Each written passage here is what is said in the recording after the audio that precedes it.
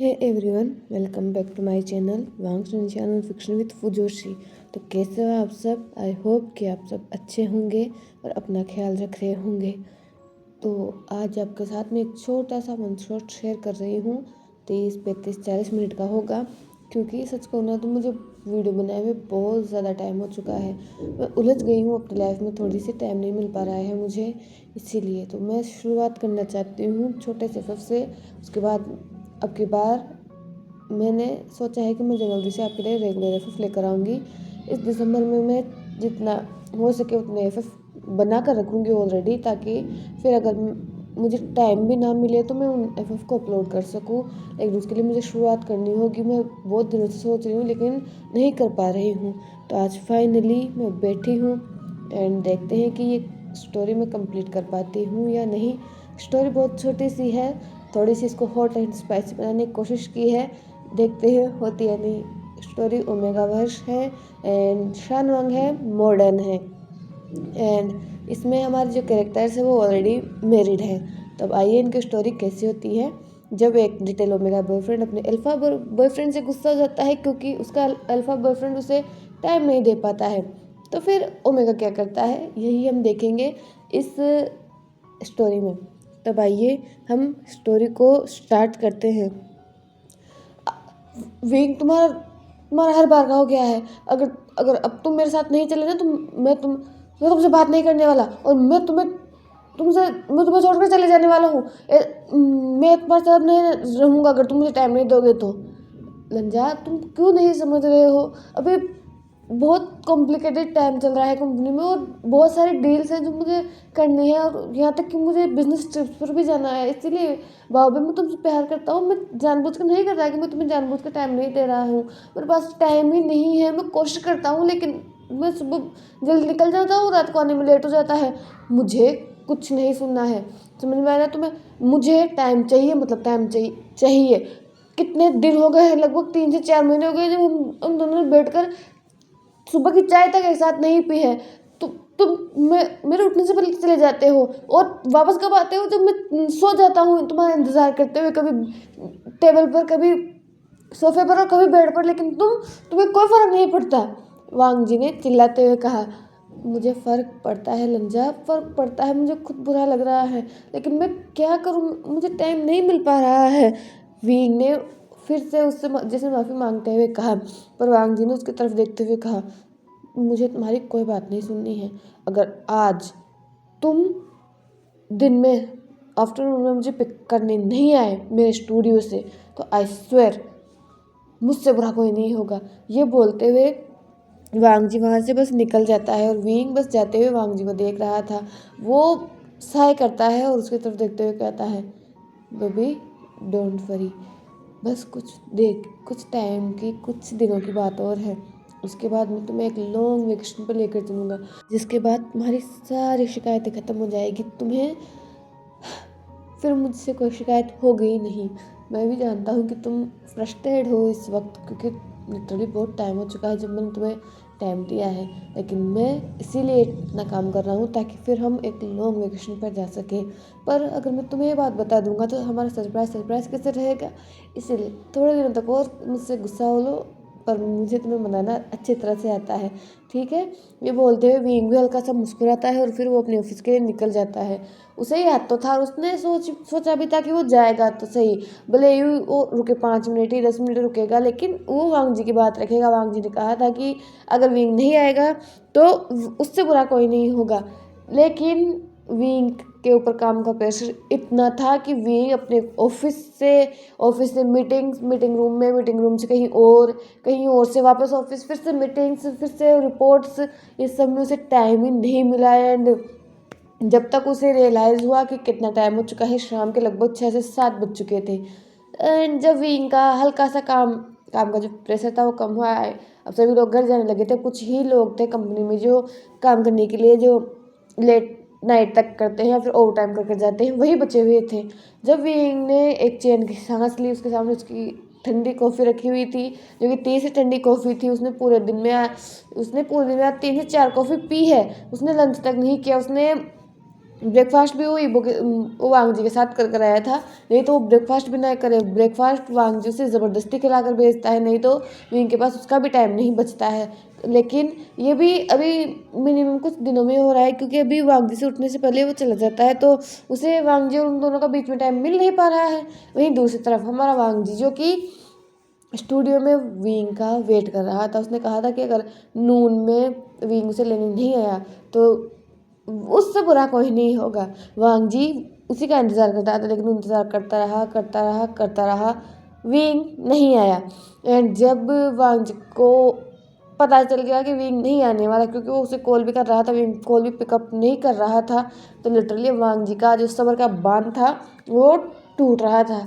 सबसे पहले उसने जितने भी वो जो डांस स्टूडियो है जिसका वो मालिक है, वो लोगों को, वो बच्चों को या फिर एडल्ट्स को ट्रेनिंग देता है डांस की, और उन्हें हाई लेवल पर जाने के लिए मोटिवेट करता है।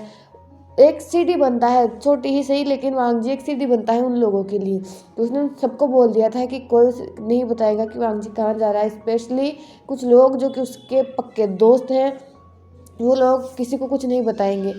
वांग जी वहाँ से निकला, स्टूडियो से निकला, उसने अपना जो फ़ोन था उसको भी पूरी तरह से स्विच ऑफ कर लिया, एंड उसको अपनी ही कार में छोड़ दिया, और वो कार लेकर बस कहीं के लिए निकल चुका था, और चलते हुए सोच रहा था, हाय मेरा नाम लेन वांग जी है, सॉरी वी वांग जी है। विंग मेरा हस्बैंड है, एंड ऐसा नहीं है कि मुझे उससे झगड़ा कर कराया था, फिर मैं अभी उससे नाराज़ हूँ तो मैं उससे प्यार नहीं करता, मैं उससे बहुत ज़्यादा प्यार करता हूँ। और मैं ये भी जानता हूँ कि जितना प्यार मैं उससे करता हूँ उससे कहीं गुना प्यार वो मुझसे करता है। और मैं जानता हूँ कंपनी के काम में थोड़ा सा बिजी है या फिर प्रेशर भी होगा उसके ऊपर, लेकिन इसका मतलब ये तो नहीं है ना कि वो मुझे इग्नोर ही कर देगा। No, he he can't ignore me, because मेरे जैसा इतना ब्यूटीफुल, इतना क्यूट ओमेगा उसे मिला है और वो उसे इग्नोर करेगा, ऐसा मैं होने नहीं दूंगा। तो अब उस वीन के बच्चे को मेरा जो स्वाद है वो मैं चखा कर रहूँगा कि जब हम बिजी होते हैं, जब हमारा कोई पता नहीं होता, जब हमारे प्यार करने वालों को हमारी खबर नहीं होती, तो कैसा फील होता है। बाय द वे, आप लोग सोच रहे होंगे कि हम दोनों की शादी कैसे हुई, हम लोग यहाँ तक पहुँचे कैसे हैं और हम खुश हैं कि नहीं हैं। तो फर्स्ट ऑफ ऑल मैं अपने हस्बैंड के साथ बहुत खुश हूँ। हाँ, अभी थोड़ी देर में थोड़ा सा इरिटेट हूँ क्योंकि विंग मुझे टाइम नहीं दे रहा है, लेकिन एक्चुअली मैं लैन फैमिली का इकलौता बेटा हूँ, इकलौता ओमेगा बेटा हूँ, और इकलौता ओमेगा बेटा हूँ। इसके बावजूद मेरे पेरेंट्स ने मुझे इतना प्यार दिया है कि मैं बता नहीं सकता। मेरे पेरेंट्स ने हर वो चीज़ मुझे करने के लिए छूट दी है जो मैं करना चाहता था। बचपन से ही मुझे ओमेगा वाले कोई काम नहीं आते, मेरी माँ ने मुझे कभी करने ही नहीं दिए। मेरी माँ खुद एक फैशन डिज़ाइनर है, लेकिन वो उन्हें हमारे लिए खाना बनाना, हमारे काम करना अच्छा लगता है। ज़्यादातर मेरे डैड उन्हें काम नहीं करने देते, लेकिन फिर भी वो कर लेती है। एंड हमारा खाना, हमारे दोनों टाइम का खाना तो मेरी माँ ही बनाती है। उनका क्या था खाना मुझे बहुत पसंद है, लेकिन इसके बावजूद उन्होंने मुझे कभी कुछ नहीं सिखाया कि मैं भी सीखूँ, मैं एक ओमेगा हूँ, मुझे आगे जाकर ये सब सीखना पड़ेगा। नहीं, उन्होंने ये सब नहीं सिखाया। बल्कि कभी कभी जब मैं कॉलेज में पढ़ा करता था और मेरी जो मेरा फ्रेंड्स होती थी, फीमेल हो या फिर मेल हो, तो वो बातें क्या करती थी कि आज उन्होंने ये सीखा, उनकी उनकी जो मदर से उन्होंने ये कहा कि उन्हें ये सीखना चाहिए, नहीं तो आगे जाकर उन्हें घर संभालना है। ज़रूरी नहीं कि सभी लोग नौकरी लगे, कुछ को हाउस वाइफ या को चाहे हाउस हस्बैंड भी बनते हैं। ये बातें सुना करता था, एंड जब मैं अपनी माँ से आकर पूछता था कि माँ हमें काम क्यों सीखना पड़ता है, मेरे दोस्त बातें करती हैं कि उन्हें ये सब सीखना पड़ता है, और अगर जब मेरी शादी होगी और अगर मुझे ये सब काम नहीं आया तो क्या मेरा हस्बैंड मुझे एक्सेप्ट करेगा, एक ऐसे मेगा को जो कुछ काम ही नहीं करता है, जिसे कुछ आता ही नहीं है, जो किचन में पाँव रखना है पसंद नहीं करता, क्या एक अल्फ़ा एक ऐसे मेगा को एक्सेप्ट कर लेगा, अपने ऐसे हस्बैंड को एक्सेप्ट कर लेगा। जब मैंने अपनी माँ से बात कही तो उन्होंने बस मुस्कुराते हुए कहा, नहीं करना है ऐसे हस्बैंड को तुम्हें एक्सेप्ट तो मत करे, मैं तुम्हारे लिए ऐसा हस्बैंड ढूंढूंगी जो खुद तुम्हें खाना बना कर खिलाए। ये सुनकर वांग जी ने कहा, पर डैड को और मुझे तो आप बनाकर खिलाते हो, डैड तो आपको बनाकर नहीं खिलाते। ये सुनकर मेरी माँ हमेशा मुस्कुरा कर कहा करती थी, तुम्हारे डैड अब मुझे खाना बनाकर नहीं खिलाते। तुम्हें पता है, जब हम दोनों कॉलेज में थे और डेट कर रहे थे, तो मुझे भी बिल्कुल खाना बनाने नहीं आता था। मुझे भी कभी खाना बनाने की ज़रूरत नहीं पड़ी, क्योंकि मेरी फैमिली भी एक वेल ऑफ फैमिली थी एंड हमारे घर में सर्वेंट्स थे जो खाना बना सकते थे, शेफ्स भी थे, इसलिए मुझे भी कभी खाना बनाने की ज़रूरत नहीं पड़ी। एंड जब हम कॉलेज में आए, हम दोनों को एक दूसरे से प्यार हुआ एंड जब हमारी जो फैमिली में ये बातें चल रही थी हम दोनों की शादी की, क्योंकि हम दोनों की ही फैमिली भले से एक अच्छी दोस्त थी, इसीलिए हम दोनों एक ही कॉलेज में पढ़ा करते थे। और जब ये बातें हमारे फैमिली मेम्बर्स को पता चली, तो कहीं ना कहीं ये बात आती है कि गाँव को ये सब आना चाहिए, वो खाना बनाकर उस फैमिली का ध्यान रखे। लेकिन मुझे ये सब नहीं आता था और इन सब को लेकर मैं बहुत ज़्यादा इनसिक्योर थी। लिटरली मैं बहुत ज़्यादा इनसिक्योर होने लगी थी, यहाँ तक कि मैं खाना बनाने लगी थी, क्योंकि मैं तुम्हारे डैड से बहुत प्यार किया करती थी। लेकिन वो कहते हैं ना कि जिसने शुरू से पानी तक नहीं उबालना सीखा, वो अचानक खाना बनाना सीख रही है, तो उसे कहाँ से आएगा। मैंने यहाँ तक देखा तक नहीं है कि खाना कैसे बनाया जाता है, मैंने बस खाया है। इसलिए उस वक्त मुझे लिटरली बहुत बुरा लगा करता था कि मैंने क्यों बनाना नहीं सीखा। लेकिन जब तुम्हारे डैड ने मेरी ये हालत देखी, क्योंकि मैं घंटों तक किचन से बाहर नहीं आया करती थी, मेरी पढ़ाई रुक चुकी थी, क्योंकि मुझे सीखना था, मैंने एक जिद ले ली थी कि मुझे सीखना था। फिर तुम्हारे डैड मेरे पास आए और उन्होंने मुझे समझाया कि वो मुझसे शादी इसलिए नहीं कर रहे हैं कि वो मैं उनके घर में जाकर खाना बनाऊं, उनका ख्याल रखूं या फिर उनके काम करूं। मुझसे शादी इसीलिए कर रहे हैं क्योंकि वो मुझसे प्यार करते हैं। और जब हम किसी से प्यार करते हैं तो हम सिर्फ उसके गुणों को ही एक्सेप्ट नहीं करते हैं, हम उसकी कमियों को भी एक्सेप्ट करते हैं। और यही तुम्हारे डैड ने मेरे साथ किया था, उन्होंने मेरी इन कमियों को भी एक्सेप्ट किया था। और उसके बाद उन्होंने मुझे खुद खाना बनाना सिखाया है। एंड जब हमारी शादी हुई थी तो मुझे बिल्कुल खाना बनाना नहीं आता था, तुम्हारे डैडी खाना बनाया करते थे। उस वक्त हम वे हम मेरी फैमिली का जो बिज़नेस था वो तो अच्छा खासा था, लेकिन तुम्हारे डैड का बिज़नेस उस वक्त थोड़ा सा ऐसे ही चल रहा था। तो उस वक्त तुम्हारे डैड बिज़नेस भी संभाला करते थे और मेरा ध्यान भी रखा करते थे।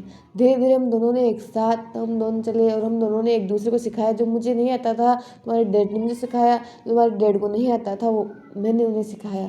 ऐसे ही लाइफ चलती है। पार्टनर को अगर किसी एक में कमी है, तो ऐसा नहीं है कि हम उस कमी को उसे हर वक्त याद दिलाएं, हर वक्त उस कमी की वजह से उसे नीचा दिखाएं।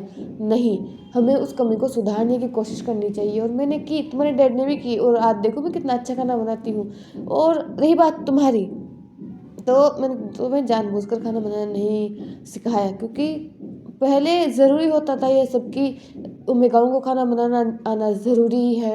एंड मेरी तो ज़िद थी, लेकिन मैं नहीं चाहती कि तुम भी बस किचन में उलझ कर रह जाओ। मैं चाहती हूँ कि तुम पहले अपने पैरों पर खड़े हो जाओ, उसके बाद मैं और तुम्हारा डैड है ना, हम दोनों तुम्हें खाना बनाना सिखा देंगे। एंड जैसा कि मैंने तुमसे कहा, मैं तुम्हारे लिए एक ऐसा हस्बैंड ढूंढूंगी बिल्कुल तुम्हारे डैड की तरह, जो तुम्हारी इन कमियों को, हालांकि इसे कमी नहीं कर सकते क्योंकि ज़रूरी नहीं कि हर पर्सन को खाना बनाना आए। मतलब वैसे तो आना चाहिए खाना बनाने या फिर किचन के काम करने में। लड़का या लड़की ओमेगा अल्फा नहीं देखा जाता, सबको खाना बनाना आना चाहिए, जैसे तुम्हारे डैड को आया करता था। इस पर मैं चाहती हूँ कि तुम्हें एक ऐसा अल्फा मिले जो तुम्हारी रिस्पेक्ट करे, तुम्हारी कमियों को देखे और उनको इम्प्रूव करने की कोशिश करे। ऐसा नहीं कि तुम्हारी कमियों को वो तुम्हें बार बार गिनाए और तुम्हें इतना ज़्यादा अंडर कॉन्फिडेंस कर दे कि तुम लाइफ में कुछ कर ही नहीं पाओ। इसीलिए मैं चाहती हूँ कि तुम अभी इतने सक्सेसफुल बन जाओ ताकि कोई तुम्हें कंट्रोल ना कर सके। क्योंकि रिश्ता जो होता है, शादी का रिश्ता है, फिर कोई भी रिश्ता ले लो, ये एक खुद दूसरे को कंट्रोल करना नहीं होता है, ये साथ मिलकर चलना होता है, दूसरे को अपने पार्टनर को समझना होता है। तो तुम्हारे लिए वैसे मैंने एक लड़का देखा है। ये सुनकर वांग जी ने कहा, क्या? लेकिन माँ मुझे अभी शादी नहीं करनी। ये सुनकर मिसेस लेन ने कहा, हाँ आई नो तुम्हें अभी शादी नहीं करनी, लेकिन कभी ना कभी तो करनी होगी ना, क्योंकि ज़िंदगी कभी नहीं कटती। और देखो तुम्हारे डैड मेरे साथ है तो मेरी लाइफ कितनी आसानी से कट रही है। ऐसा नहीं है कि हमारी लाइफ में अप्स एंड डाउन्स नहीं आए, यहाँ तक कि कई बार तुम लोगों में इतना झगड़ा हुआ करता था कि तुम पूछोगे नहीं। लेकिन एंड ऑफ द डे हम दोनों एक दूसरे की बाहों में ही हुआ करते थे। एंड एक दूसरे से हम दोनों में कभी ये नहीं था कि माफ़ी मैं ही मांगूंगी या फिर माफ़ी तुम्हारे डैड ही मांगेंगे। वो इक्वलिटी थी हम दोनों में। अगर गलती मेरी होती थी तो मैं माफ़ी मांग लिया करती थी, और अगर तुम्हारे डैड को पता है कि उनकी गलती है तो वो मुझसे माफ़ी मांग लिया करते थे। हमारे दोनों के बीच में ऐसा कुछ नहीं था। तुम्हारे लिए भी मैं ऐसा ढूंढूंगी और अगर तुमने ढूंढ लिया ऐसा जो तुम्हारी रिस्पेक्ट करे, तुमसे प्यार करे, तुम्हारी कमियों को अपनाए, तो मुझे उससे भी कोई प्रॉब्लम नहीं है, क्योंकि प्यार तुम्हें करना है, ज़िंदगी तुम्हें बितानी है, मुझे नहीं बितानी है तुम्हारे होने वाले हस्बैंड के साथ ज़िंदगी। इसीलिए अगर तुम चाहो तो तुम खुद के लिए अल्फा ढूंढ सकते हो। इस पर वांग जी ने सामने अपनी माँ की तरफ देखते हुए कहा, ना माँ, मुझे कहाँ इन अल्फाओं के बारे में पता होता है, मुझे नहीं पता। अगर आप चाहते हो तो आप ढूंढ सकते हो, मुझे कोई प्रॉब्लम नहीं है अगर आप मेरी शादी करवाओगे तो, क्योंकि जिस तरह से आपने मुझे इतना ज़्यादा ज्ञान दिया है उस हिसाब से तो आप मेरे लिए दुनिया का सबसे बेस्ट अल्फा ढूंढ कर लेकर आओगे। ये सुनकर मिसेस लेन ने मुस्कुराते हुए कहा, चीज़ी तुम्हें बहुत ज़्यादा ही चीज़ी बातें नहीं आने लग गई। ये सुनकर वांग जी मुस्कुराए, उसने माखो करते हुए कहा, और आएगी भी क्यों नहीं, आखिर मैं बेटा किसका हूँ। ये सुनकर मिसेस लेन भी, जो वहीं बैठे हुए थे इन दोनों की बातें सुन रहे थे, बस मुस्कुरा गए वहीं। और उसके कुछ दिन बाद ही मेरी माँ ने मुझे एक प्रोफाइल, मुझे एक पिक भेजी, एंड वो पिक थी जो कि करंटली मेरा हस्बैंड है, विभूषण की, चाइना का सबसे बड़ा है, फिर कहेंगे world's most popular and famous successful businessman, जिसके बारे में सब जानते हैं, सारी उम्मीद उससे शादी करने के लिए तैयार है। एंड ही इज करंटली, जब मेरी उससे शादी हुई थी, जब मुझे पता चला था कि मेरी उससे शादी होने वाली, तो वो he is 30 year old at the time, and I am 23। तो जब मुझे ये बात पता चली, लेकिन जब मैंने उषान को देखा था पहली बार, तो पता नहीं क्यों मुझे ऐसा कभी फील नहीं हुआ, लेकिन पहली बार तब जाकर मुझे वो सब फील हुआ था। उसके बाद नोम ने मेरे डेट्स फिक्स की वीक के साथ, एंड हम लोग डेट्स पर जाने लगे, एंड तब जाकर मुझे वीक का नेचर समझ में आ रहा था। एंड जैसा कि मेरी माँ ने कहा था कि वीक ने मुझे कभी किसी चीज़ के लिए फोर्स नहीं किया।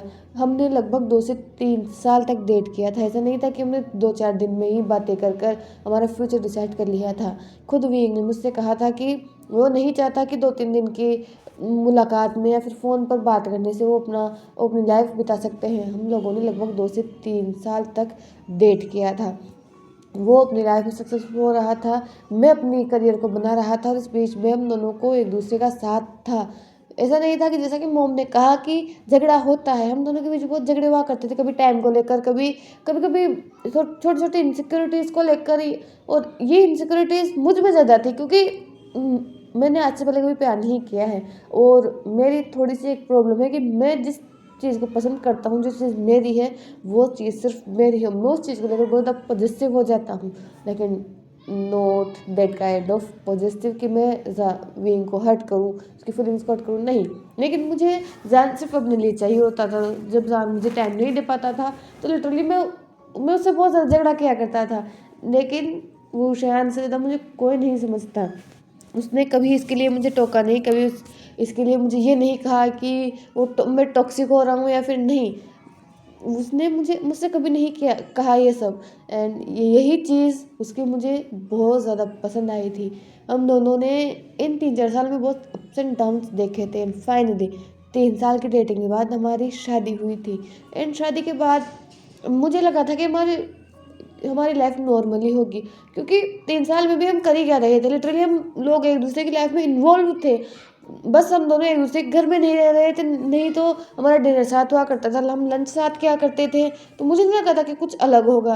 लेकिन जब शादी हुई, मैं ऊषान के घर गया, एंड उस दिन से ही मेरी लाइफ जैसे और ज़्यादा ब्राइट हो गई, क्योंकि रात को अपने प्यार की बाहों में सोना, सुबह उसकी ही बाहों में उठना, ये एक अलग फीलिंग होती है, एंड मैं इसे जीता हूँ और जीता आ रहा हूँ। एंड ये फीलिंग लिटरली सबसे ज़्यादा बेस्ट होती है। जो मैंने सोचा था कि शादी के बाद लाइफ क्या ही चेंज होगी, हम दोनों वैसे सेम रहेंगे, लेकिन नहीं, शादी के बाद लगभग सच में लाइफ हमारी चेंज हो गई थी। जब हम दोनों ने एक साथ रहना शुरू किया था, सब कुछ ठीक चल रहा था, मैं उससे प्यार करता था, वो मुझसे प्यार किया करता था।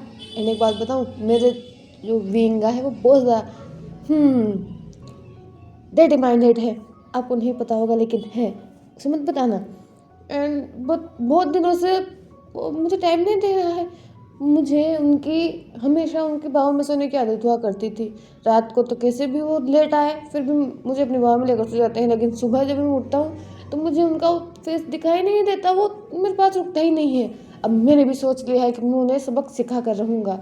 ये बोलते हुए, ये हमें बताते हुए वांग जी फाइनली कार लेकर कहीं निकल गया था। वहीं दूसरी तरफ विंग जब 7 बजे घर आया एंड उसने आज फाइनली वो थोड़ा जल्दी आ गया था क्योंकि उसे रियलाइज़ हुआ था कि वांग जी ने उसे 2 बजे आने के लिए बोला था लेकिन वो नहीं गया। तो उसने सोचा कि क्यों ना आज जल्दी जाकर वांग जी को सरप्राइज़ दिया जाए और साथ में वो डिनर करेंगे। और विंग ने एक मूवी नाइट भी प्लान कर रखी थी साथ में। मूवी नाइट की जगह उनकी एवरीडे एक्टिविटीज़ तो विंग ने प्लानिंग कर ही रखी थी। एंड जब विंग घर पर गया तो उसने देखा कि जो मेड्स है वो काम कर रही है एंड घर का जो घर की जो लाइट है वो बंद है, बस किचन साइड की लाइट चालू थी। तो विंग थोड़ा कंफ्यूज्ड हो गया क्योंकि जब भी वांग जी घर पर रहता है तो लाइट हमेशा वो ब्राइट रखता है। वांग जी को ब्राइटनेस ज़्यादा पसंद है तो वो लाइटों को हमेशा ब्राइट रखता है, लेकिन आज घर की आधी लाइटें बंद है। तो विंग समझ में नहीं आया। वो अंदर गया तो उनकी जो हेड बटलर थी वो उसने वो विंग के पास पानी देख रहा है। उन्होंने विंग को पानी का ग्लास दिया। विंग ने पानी पीकर शुमा की तरफ देखते हुए कहा, शुमा आज घर की लाइटें बंद क्यों है? क्या वांग जी अभी तक घर नहीं आया है?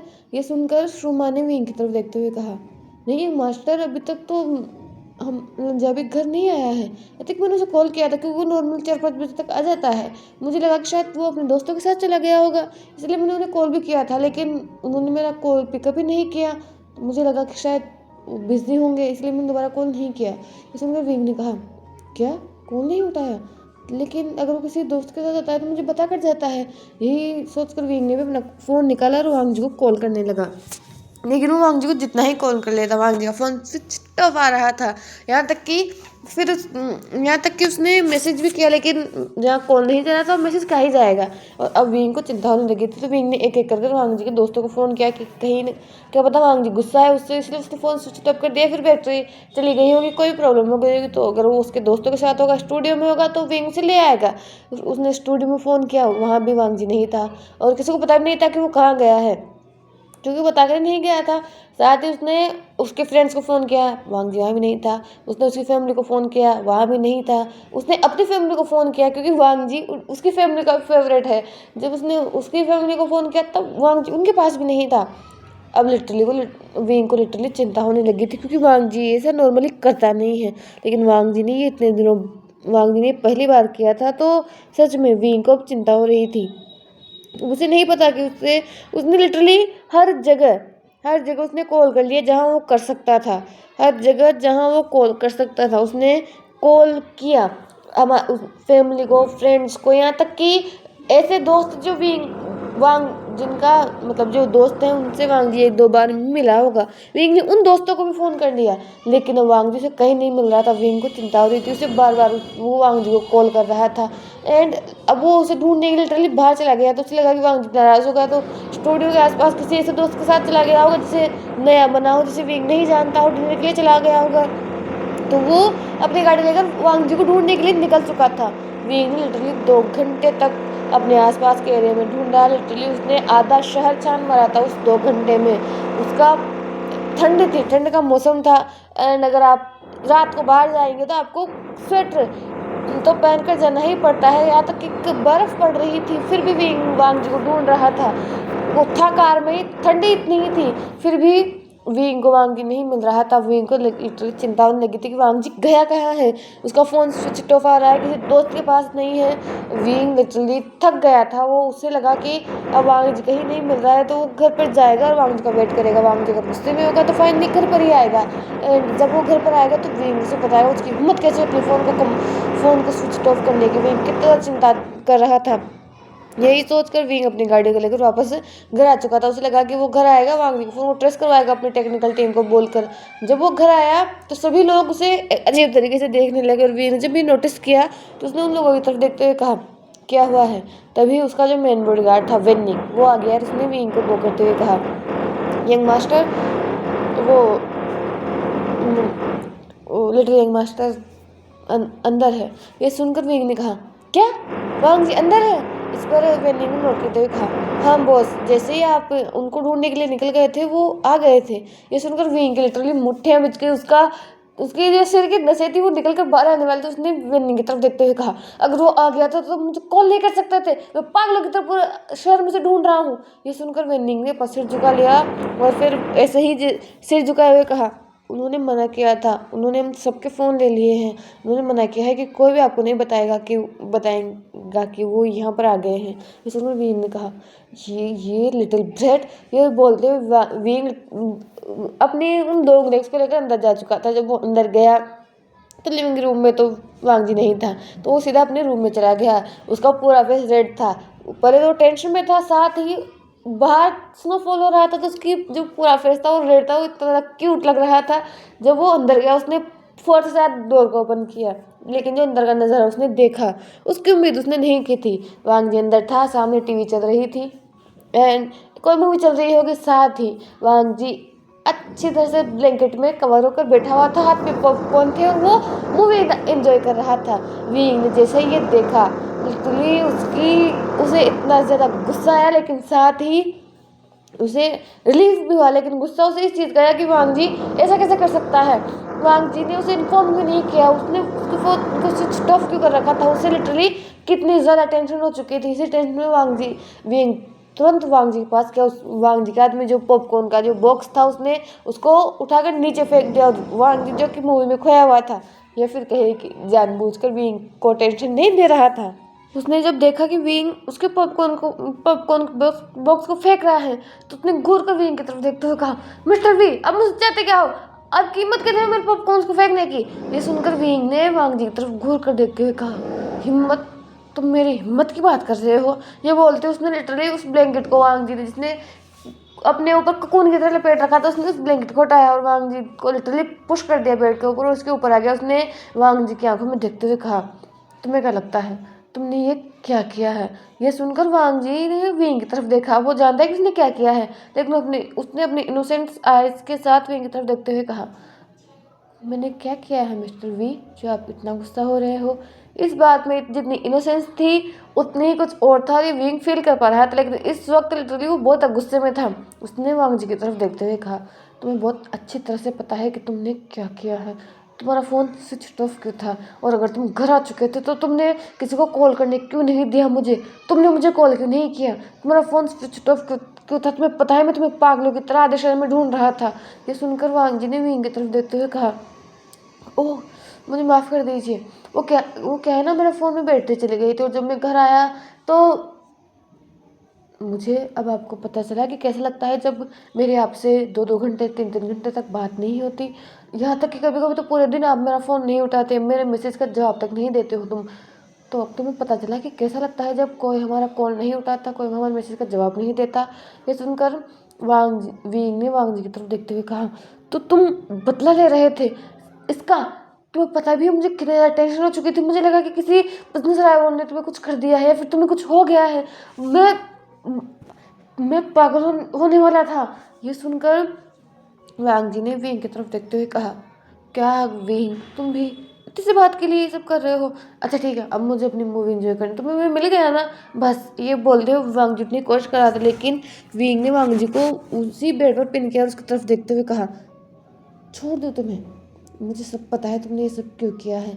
ये सुनते ही वांग जी की जो इनोसेंट एक्सप्रेशंस थे वो पूरी तरह से चेंज हो चुके थे। उसने विंग की तरफ देखते हुए कहा, अगर तुम्हें पता है कि मैंने ये सब क्यों किया है, तो why are you waiting for? ये सुनते ही विंग ने वांग जी की तरफ देखा और कहा, बेबी बियर, तुमने आज मुझे बहुत परेशान किया है, बहुत ज़्यादा ही परेशान किया है। तब तैयार हो जाओ, तुम एक हफ्ते तक बेड से उठने नहीं वाले हो। ये बोलते हुए विंग ने वांग जी की तरफ देखा, और वांग जी ने जब विंग की आंखों में वो लुक देखा, वो डार्क लुक जिससे वांग जी लिटरली डरता ही है, लेकिन वांग जी खुद आज ऐसे मूड में था कि उसने विंग को रोका नहीं अगले, पर विंग के लिप्स वांग जी के लिप्स पर थे। विंग लिटरली फियर्सली वांग जी को किस कर रहा था। उसमें विंग बिल्कुल जेंटल नहीं था, वो पैशनेटली वांग जी को किस किया जा रहा था। एंड वांग जी जो कि संभलने का उसे मौका नहीं मिला था, शुरुआत में तो उसे उस किसको रिटर्न करने तक का मौका नहीं मिल रहा था, क्योंकि वे लिटरली अग्रेसिव था। लेकिन धीरे धीरे वांग जी ने भी उस किस को रिटर्न करना शुरू किया। दोनों ही वाइल्डली बस किस कर रहे थे। वांग जी ने विंग को फ्लिप कर दिया, और अब वो दोनों ही उस ब्लैंकेट के अंदर थे। वांग जी विंग की स्टमक पर बैठ गया और उसने विंग की तरफ देखा। विंग उठने की कोशिश कर रहा था, लेकिन वांग जी ने उसके दोनों शोल्डर्स पर अपने हाथ रखे उसकी तरफ झुकते हुए कहा, alpha, I miss you so so much, you can't imagine। How much I want this. मैं तुम्हें कितना चाहता हूँ alpha. Please claim me again like when you are mark me. ये सुन के देखा साथ ही वेंग की आंखें थी वो डार्क हो चुकी थी। उसने एक ड्रोल किया और उसने वांग जी को लिटरली फ्लिप कर दिया था। और अगले ही पल वांग जी की शर्ट उसके शरीर से अलग थी और विंग के जो लिप्स थे वो वांग जी की पूरी बॉडी पूरी अपर बॉडी पर थे। विंग की जो लिप्स थे, विंग के जो लिप्स टीथ वो वांग जी को मार्क कर रहे थे हर जगह से, उसको किस कर रहे थे, किस छोड़ रहे थे। और वांग जी बस विंग का नाम लेकर बिल्कुल किसी पुजारी की तरह विंग का नाम ले रहा था।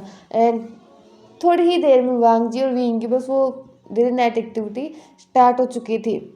लिटरली वो वांग जी जो इतनी देर से इतना ब्रेव बन रहा था, अब वो विंग से बस बेग कर रहा था। पूरी रात विंग ने वांग जी को नहीं छोड़ा। वांग जी बेग करता रहा कि उसे पेन हो रहा है, अब वो और नहीं झेल सकते। यहाँ तक कि पूरी रात में वांग जी 2 से 3 बार बेहोश भी हुआ था। जब वो बेहोश होता था तब भी वो लोग वही कर रहे थे। जब वांग जी को होश आया तब भी विंग बस उसके साथ वही कर रहा था। And literally Wang ji insane हो गया था ये सब फील करते हुए। लेकिन वांग जी क्या वांग जी ने सब इन्जॉय नहीं किया? नहीं, वांग जी ने खुद इसे ये सब बहुत इन्जॉय किया था। वो बस बोल रहा था कि उसे छोड़ दे, नहीं तो और विंग जो कि अपनी ओमेगा की सारे टेंट्रम्स को सारे ट्रिक्स को बहुत अच्छी तरह से जानता है। विंग ने भी वांग जी से सेटिस्फाइड करने में कोई कमी नहीं छोड़ी थी। एंड फाइनली सुबह जब अब विंग को लगा कि वांग जी झेल ही नहीं पाएगा उसे, तो फाइनली विंग ने वांग जी को छोड़ दिया था। एंड नेक्स्ट टाइम जब वांग जी की आंखें खुली थी, जब उसे होश आया था, तो दिन के दोपहर के 3 बज रहे थे। एंड जब वांग जी को होश आया और जब उसने टाइम देखा तो लिटरली शॉक्ड। लेकिन जब सबसे पहले उठा था, उसे हमेशा की तरह लगा था कि विंग काम पर चला गया होगा, तो उसे आज भी विंग का फेस देखने का मौका नहीं मिलेगा। वांग जी यही सोते हुए करवट बदलने वाला था, क्योंकि वो बेड के एक साइड सोया हुआ था और उल्टा सोया हुआ था। जब उसे रियलाइज हुआ कि उसे उठना ही पड़ेगा, क्योंकि बहुत देर से वहीं लेटा हुआ था और विंग तो उसे मिलने से रहा, इसीलिए वो थोड़ा हल्का सा घुमा, क्योंकि उसे बेड पर पूरी तरह से फैलना था। लेकिन जब वो घूमा और उसने अपनी आंखें खोली तो सामने वाले पर्सन को देखकर वो चौंक गया, क्योंकि विंग उसे ही देखे जा रहा था। And that kind of look जो उसे कल रात मिल रहा था, वहाँ जब अभी भी वो लुक देखा तो उसने विंग की तरफ देखते हुए कहा, विंग तुम ऑफिस नहीं गए? ये सुनकर विंग ने वांग जी के वेस्ट में हाथ डाला और उसे अपने पास खींचा, जिससे वांग जी लिटरली वो उसके वेस्ट में इतना ज़्यादा दर्द हो रहा था, विंग ने उसे इतना ज़्यादा परेशान किया था रात को कि उसके वेस्ट में पेन हो रहा था, तो उसके मुंह से हल्की सी आवाज़ निकल गई और उसने अपने वेस्ट को पकड़ते हुए विंग की तरफ घूरते हुए कहा, यू बेस्ट, तुमने मेरी वेस्ट का क्या किया है? ये सुनकर विंग ने वांग जी की तरफ देखा, उसके बालों को उसके फेस से हटाते हुए उसने उसके उस पावती लिप्स पर अपने थंब को रखा और उसकी तरफ देखते हुए कहा, जो मेरा ओमेगा चाहता था मैंने वही किया है। क्यों? ये सुनकर वांग जी के ईयर्स पिंक हो चुके थे। फिर विंग वांग जी की ईयर्स के पास झुका और उसने उसके ईयर्स में विस्पर करते हुए कहा, एंड डोंट टेल मी कि तुमने ये सब पसंद नहीं किया, क्योंकि तुम्हारे एक्सप्रेशन से, तुम्हारी आवाज़ों से, तुम्हारे मौन से मुझे सब पता चल रहा था कि तुम्हें कितना पसंद आ रहा है और कितना नहीं। ये सुनकर वांग जी का पूरा फेस रेड चुका था। उसके बाद विंग ने वांग जी के ईयर लोब पर किस किया, जिससे वांग जी पूरी बॉडी लिटरली शिवर कर गई थी। उसने विंग की तरफ देखते हुए कहा, पर इसका मतलब ये नहीं कि मैंने तुम्हें माफ़ कर दिया है। ये सुनकर विंग ने कहा, तो मेरा हस्बैंड मुझे कैसे माफ़ करेगा? ये बोलते उसने वांग जी की तरफ देखा, तो वांग जी ने कहा, तुमने अब इतने दिनों की छुट्टी ली है तो मुझे एक लॉन्ग वेकेशन चाहिए, जहाँ पर सिर्फ हम दोनों हो, ना तुम्हारी मीटिंग्स हो ना तुम्हारी कॉल्स हो। ये सुनकर विंग ने वांग जी की तरफ देखा और उसे अपने क्लोज खींचते हुए कहा, माई लिटिल एंग्री वाइफ, तुम्हें क्या पता मैं तुमसे इतना काम क्यों कर रहा था? मैंने पहले ही हमारा हॉलीडे प्लान कर लिया है, और अब जब मैंने तुम्हारा इतना पागलपन देख ही लिया है कि तुम कुछ भी कर सकते हो, लिटरली कुछ भी। से भी कल रात जो मैं जिस डील के लिए इतनी मेहनत कर रहा था, तुम्हें टाइम नहीं दे पा रहा था, वो डील पक्की हो चुकी है। तो अब मुझे जल्दी ऑफिस जाने की या लेट आने की ज़रूरत नहीं है। अब उसे चैंग संभाल सकता है। एंड मैंने तुम्हारे लिए 1 महीने का फुल वेकेशन प्लान किया है, या फिर कहें कि हमारा सेकंड हनीमून प्लान किया है।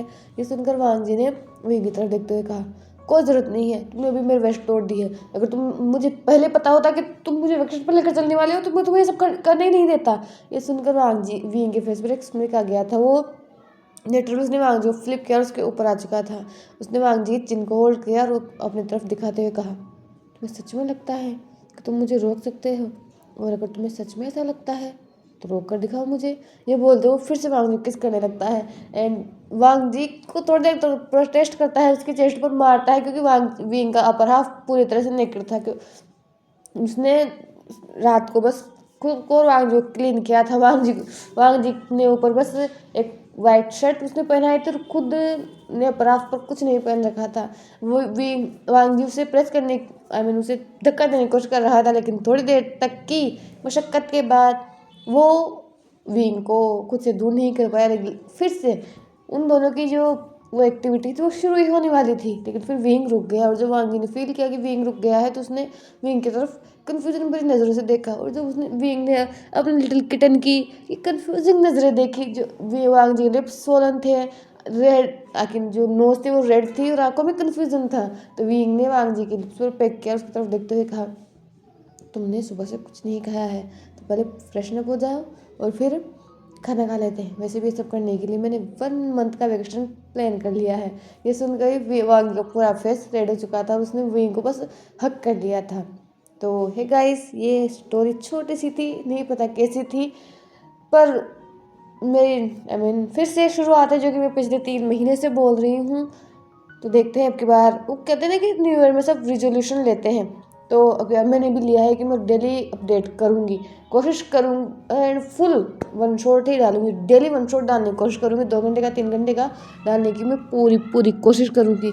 तो कौन ऐसी पनिशमेंट चाहता है अपने लव्ड वन से, तो कमेंट में ज़रूर बताइए। और आपको ये स्टोरी कैसी लगी ये भी कमेंट में ज़रूर बताना। बताइए छोटी आपको डिसअपॉइंटमेंट होगा, लेकिन कुछ नहीं से थोड़ा ही सही, सही कहा ना मैंने, कुछ ही ना हो लेकिन उसकी जगह थोड़ा ही हम तो एडजस्ट कर लेना प्लीज़।